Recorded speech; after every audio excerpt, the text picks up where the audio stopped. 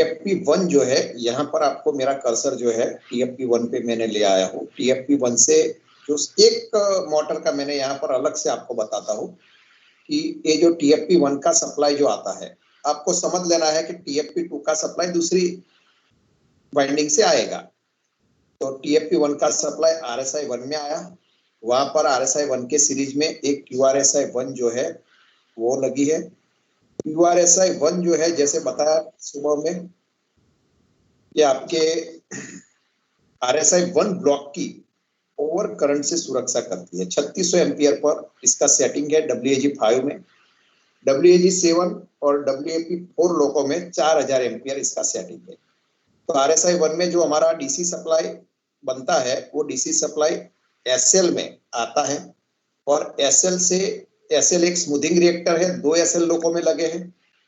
यहाँ पर SL का लोकेशन में थोड़ा आपको बताना चाहूंगा कि SL का लोकेशन थोड़ा विपरीत है WAG5 लोको में। जैसे मैंने आपको बैटरी का एक चैप्टर पढ़ाया था, वहां पर लोको का फोटो बताया था और वहां आपको SL बताया था। तो SL1 जो है वो आपको कॉरिडोर 2 के बाहर मिलेगा, ये ध्यान रखना। SL1 कॉरिडोर 2 के बाहर अंडर ट्रक में व्हील नंबर 7 के पास रहता है, और SL2 जो है SL1 जो है वो कॉरिडोर नंबर 2 के बाहर व्हील नंबर 8 के पास, और SL2 जो है वो कॉरिडोर नंबर 1 के बाहर, कॉरिडोर नंबर 1 के बाहर व्हील नंबर 7 के पास आपको मिलेगा। इंडक्टिव कॉइल है, तो SL AC के पल्सेशंस को एब्सॉर्ब कर लेगा, और प्योर DC जो है वो हमारे जब लाइन कॉन्टेक्टर, तो जैसे आपको सुबह में टैप चेंजर कंट्रोल सर्किट बताई कि टैप चेंजर कंट्रोल सर्किट में क्या है कि जैसे ही आप MP से नॉच लेते हो तो V1 एनर्जाइज होता है, और V1 एनर्जाइज होकर GR का ड्रम एक चक्कर घूमता है और GR एक नॉच पर जाता है। तो यहाँ WAG5 लोको में MP से आप जैसे ही पहली नॉच लेते हो, हम आगे उसकी कंट्रोल सर्किट भी देखेंगे, तो जैसे ही आप पहली नॉच लेते हो तो फर्स्ट नॉच पर लाइन कॉन्टेक्टर जो है हमारी 6 के 6 मोटर के लिए, वो लाइन कॉन्टेक्टर L1 से L6 क्लोज हो जाते हैं।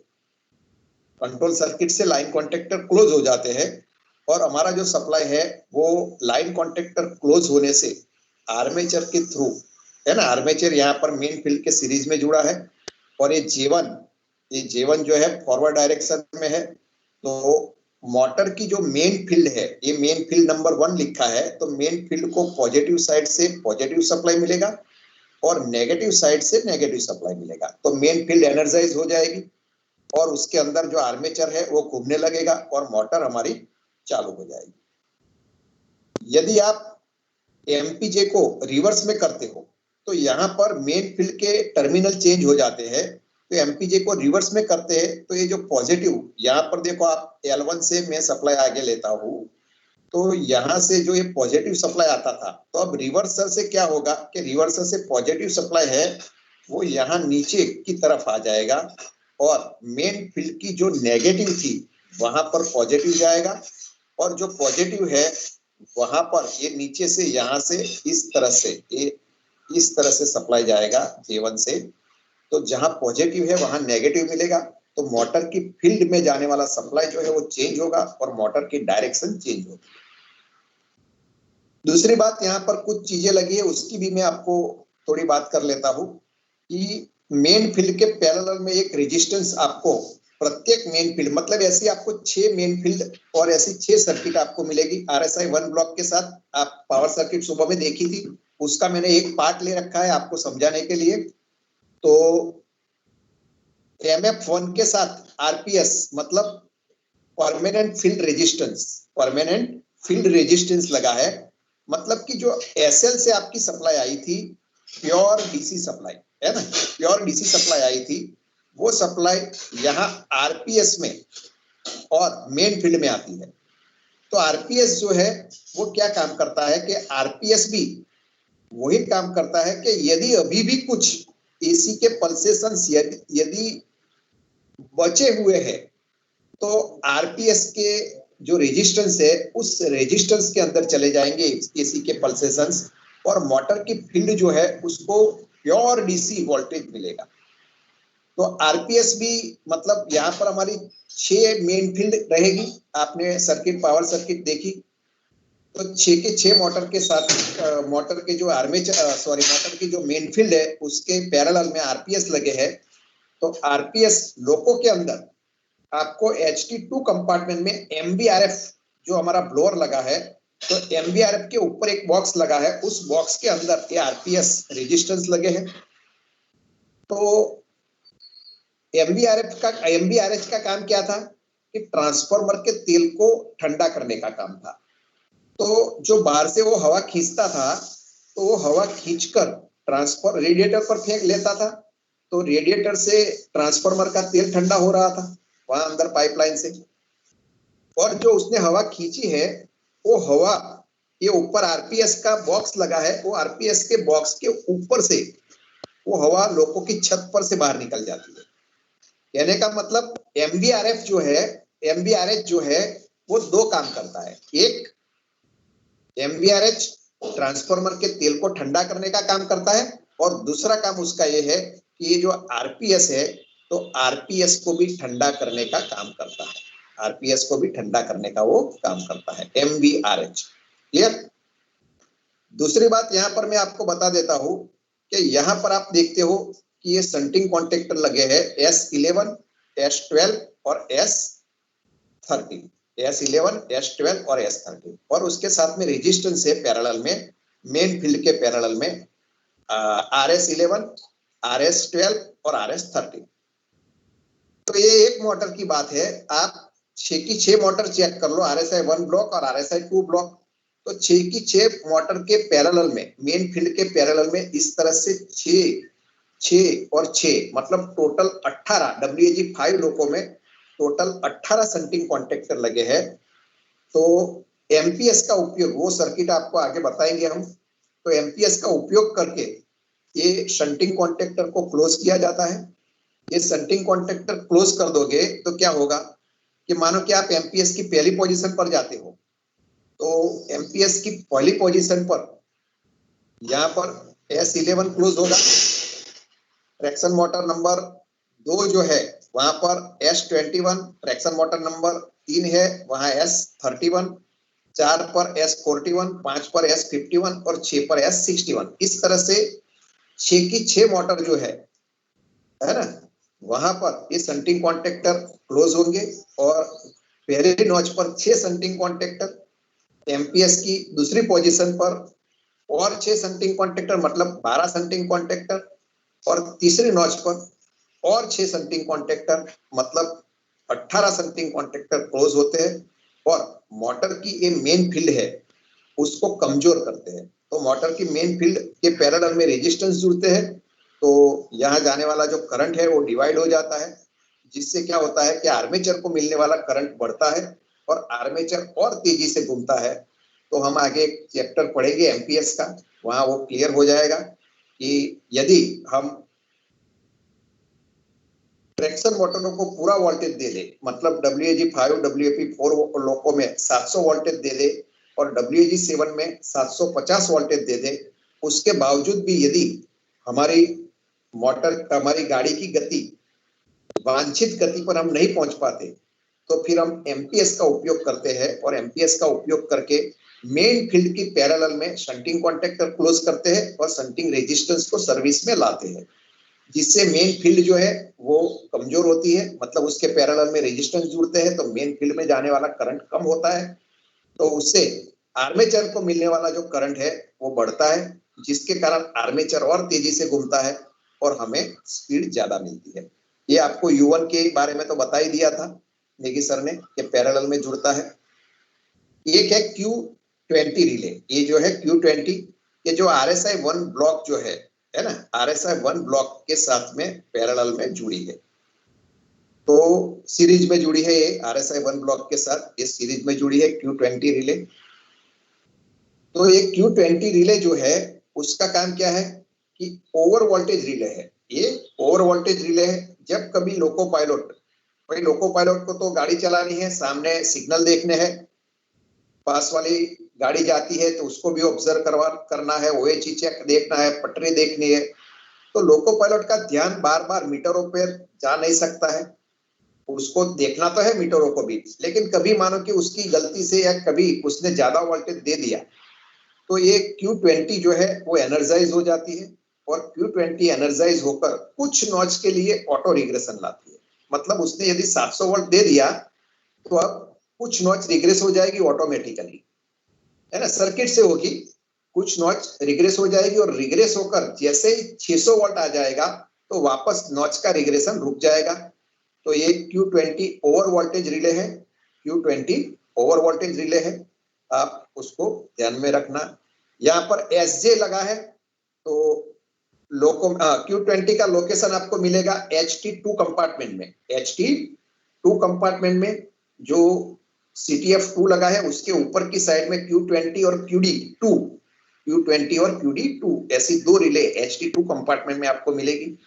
QD1 आपको HT1 कंपार्टमेंट में मिलेगी CTF के ऊपर की साइड में। और यहाँ पर एक SJ है, तो लोको में 3 SJ है, SJ1 आपको HT1 में मिलेगा और SJ2 और SJ3 आपको मिलेगा HT2 कंपार्टमेंट में। तो SJ का काम क्या है कि जब आप MPS का उपयोग करते हो, लोको पायलट जब MPS का उपयोग करते हैं तो SJ एक इंडक्टिव कॉइल है, और इंडक्टिव कॉइल का गुणधर्म यह है कि वो करंट के चेंज का विरोध करता है। तो जब कभी ये MPS का हम उपयोग करते हैं तो मोटर में जाने वाला जो करंट है वहां पर ये आर्मेचर में जाने वाला करंट बढ़ता है, तो उससे क्या होगा, लोको में जर्क आने का चांस रहता है, और जर्क आते हैं, है ना, एकदम से करंट चेंज होगा तो जर्क आएगा।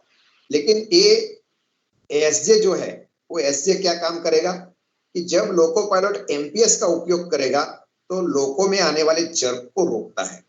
तो MPS का उपयोग करने पर भी गाड़ी जो है, हमारा लोको जो है वो बिना जर्क के स्पीड को अचीव करता है, और ज्यादा स्पीड हमें अलग अलग पोजीशन पर ज्यादा स्पीड हमें मिलती है।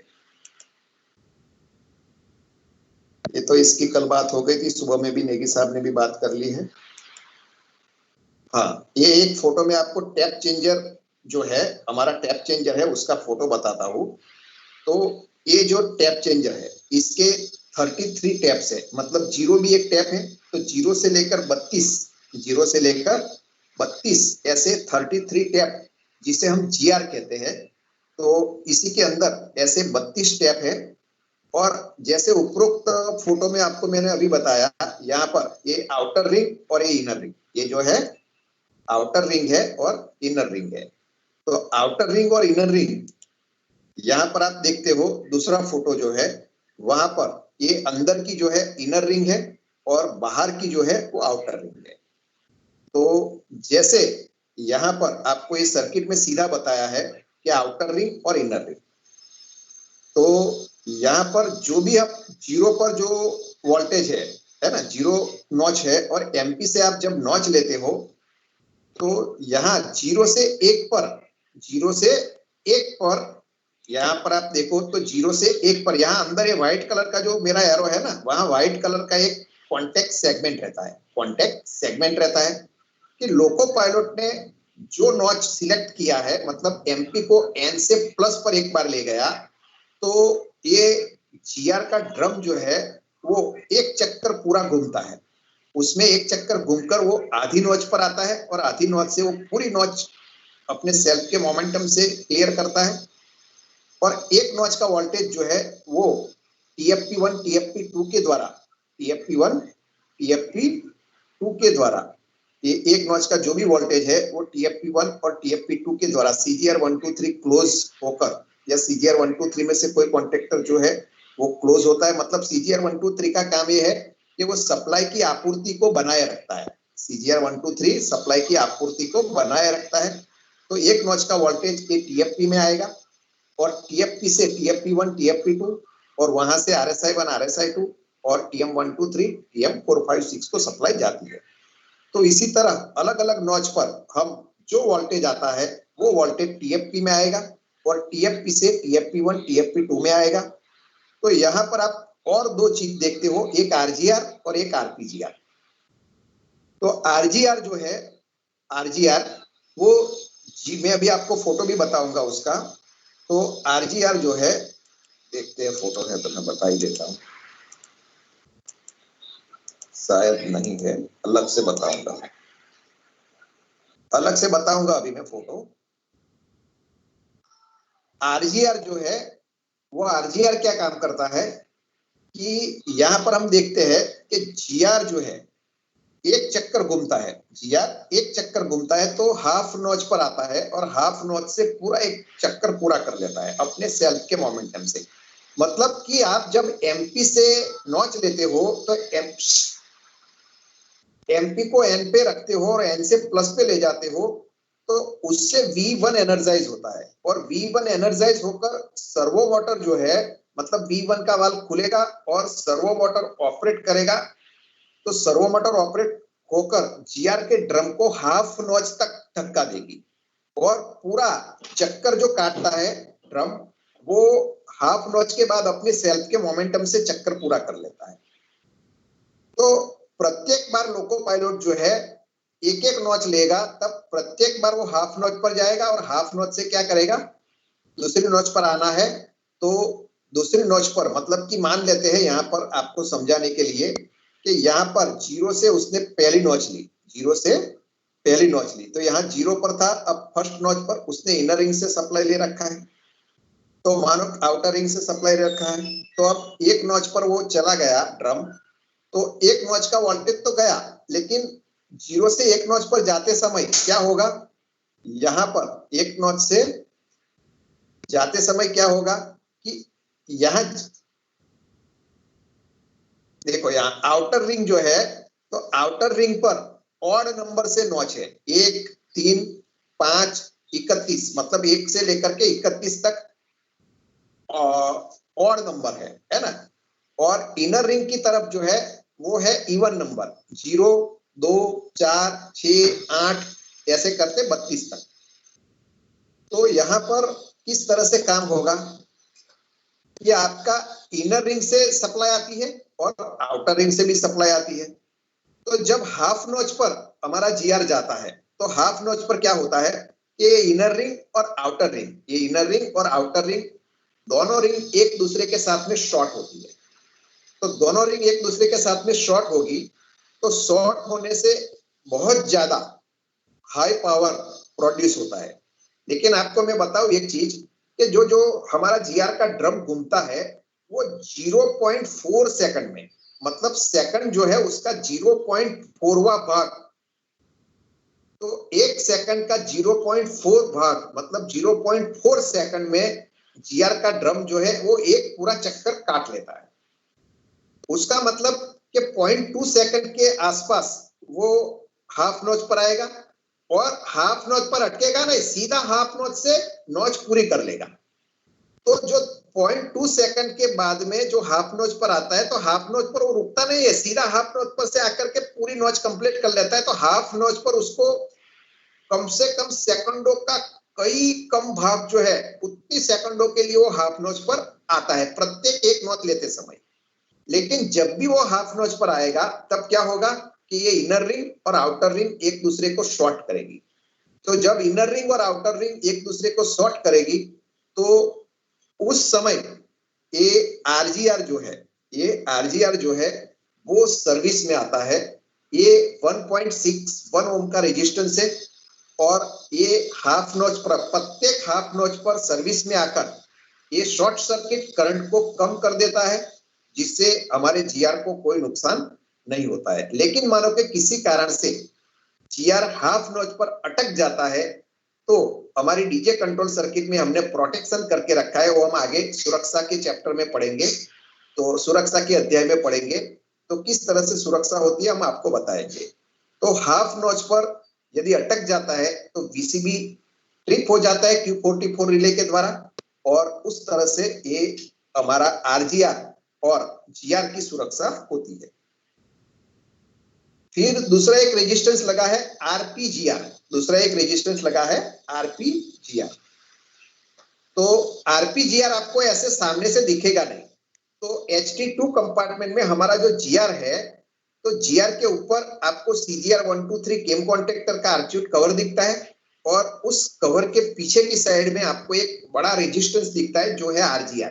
सफेद एल्यूमिनियम जैसा ही वो अलग अलग लाइनें है, तो वो आप देख के पहचान सकते हो कि यह RGR है।